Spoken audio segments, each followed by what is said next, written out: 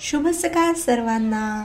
गुढी पाडव्याच्या आणि हिंदू नववर्षाच्या सर्वांना मनापासून उदंड उदंड अशा खूप खूप शुभेच्छा. नवीन वर्षाची नवीन पहाट आपल्या सर्वांच्या आयुष्यामध्ये नवा आनंद, प्रगती, उत्साह, उत्तम आरोग्य आणि सौख्य, समाधान हे सगळं काही घेऊन आलेली आहे. हे माझं कडुनिंबाचं रोप मी मागच्या वर्षी गुढीपाडव्याच्या दिवशी छोटुसं आणून लावलं होतं आणि जे आज उंच छान वाढलेलं आहे, सुंदर. आणि रोजच्याप्रमाणे आणि सणावारासाठी खास करून अशी सर्व देवांची छान स्नान घालून गुलाब पाण्याने आणि उत्तम अशी छान पूजा झालेली आहे.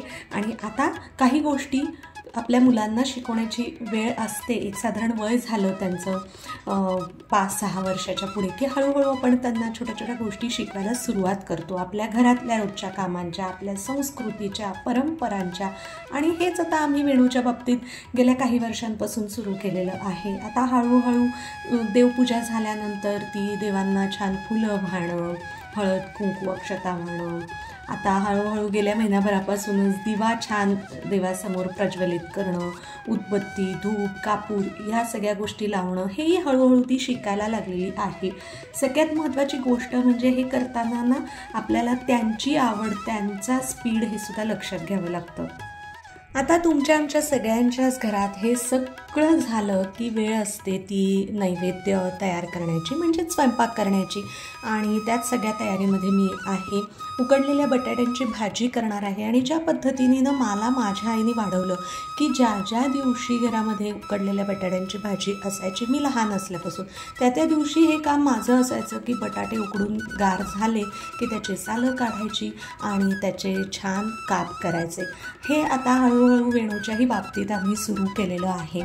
आणि वेणू मुलगी आहे म्हणून अजिबात नाही. मुलगा असता सपोज मला वेणूच्या जागी, तर मी जरा काकणभर जास्त स्ट्रिक्ट आई असते आणि जास्त मी त्याला ह्या गोष्टी करायला लावल्या असत्या जितक्या मी वेणूला करायला लावते.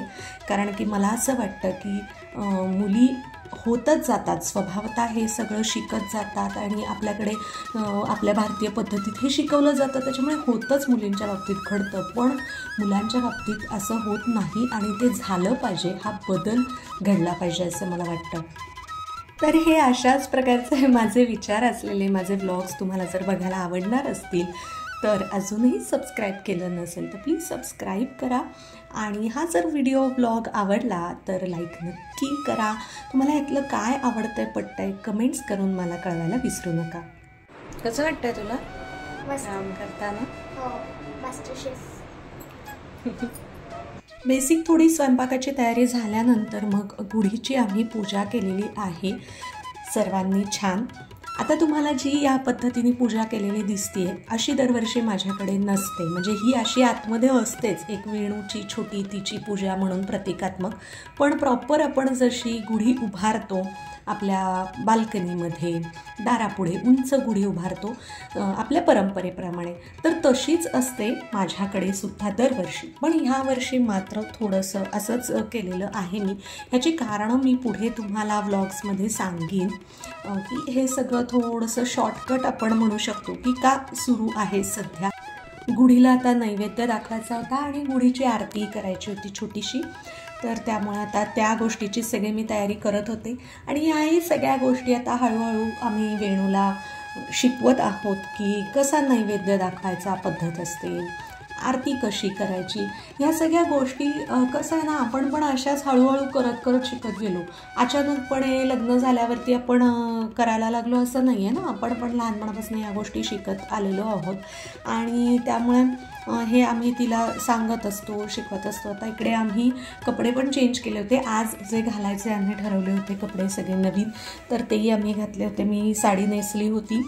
आणि हे आता काय आहे, वेणूचं जरा थोडंसं हे आता टर्निंग एज आहे ना, 9 वर्षाची झालेली आहे, त्याच्यामुळे होतं असं मध्ये मध्ये कधीतरी. तुम्ही एक्सपिरियन्स केलं असेल, तुमची या वयोगटातली मुलं असतील तर, की कधी कधी आपण त्यांना सांगतो ना परत परत, तर ते त्यांना इरिटेट होतं. आणि खरंच होतं, आपणही त्या वयात असे वागलेलो आहोत की ते एज असतं ना तेव्हा त्यांना ते परत परत नसतं ऐकायचं, त्यांना समजलेलं असतं, माहिती असतं. आणि आजकालची मुलं तर खूपच स्मार्ट आहेत, त्यामुळे त्यांना पुन्हा पुन्हा गोष्टी सांगायची खरंच गरज पडत नाही, पण आपण आईबाबा आहोत त्यामुळे आपण ती गोष्ट परत परत करत राहतो. ही जी साडी आहे ना, ही मला आईने गौरी जेव्हा आपल्या गणपतीच्या वेळेला येतात बसतात तेव्हाची आई दरवर्षी एक साडी ती तिला ठेवते प्रसाद म्हणून आणि एक साडी ती मला देते गौरीची. तर ही देवाची साडी आहे, तिची आजच मी घडी मोडलेली आहे. शॉर्ट्समध्ये मी तुम्हाला याचा शिवलेला ब्लाऊज दाखवला होता आणि त्यामुळे नवीनच साडी आहे. वेणूचाही हा जो ड्रेस आहे ट्रॅडिशनल साऊथ इंडियन, तर आई बाबा आत्ता दिवाळीत जेव्हा केरळ ट्रिपला गेले होते तेव्हा तिथून ते घेऊन आले होते आणि मग सुधनवाला हे सगळं मॅच करण्यासाठी आम्ही नवीन कपडे घेतले. असं आम्ही सगळ्या नवीन कपड्यांचं आजचं कॉम्बिनेशन केलेलं आहे. साऊथ इंडियन लुक करण्याचा आम्ही प्रयत्न केलेला आहे.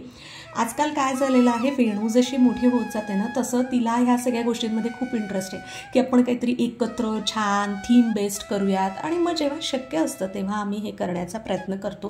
कारण माझी पण ही कुठेतरी आवड होती किंवा आहे म्हणा, पण आधीच्या काळात ह्या गोष्टी करणं जास्त जमलं नाही, शक्य झालं नाही. आज शक्य आहे परमेश्वर कृपेने, तर करायच्या जेव्हा शक्य आहे जमते तेव्हा नक्कीच ह्या गोष्टी करायच्या. तर मी एखाद्या शॉर्टमध्ये ना तुमच्याबरोबर आमचे फोटोज पण ह्या सगळ्या लुकमधले शेअर करीन. सो स्टे ट्यून आणि शॉर्ट्स पण बघत नसाल माझे तर नक्की बघा आणि मग सांगा की हा लुक आम्ही कसा छान क्रिएट केला होता तो. आणि तुम्ही पण या, आरती घ्या. आपण सगळेजण नवीन वर्षामध्ये सगळ्यांच्या छान छान इच्छा आणि स्वप्न पूर्ण होऊ देत याची प्रार्थना करूयात.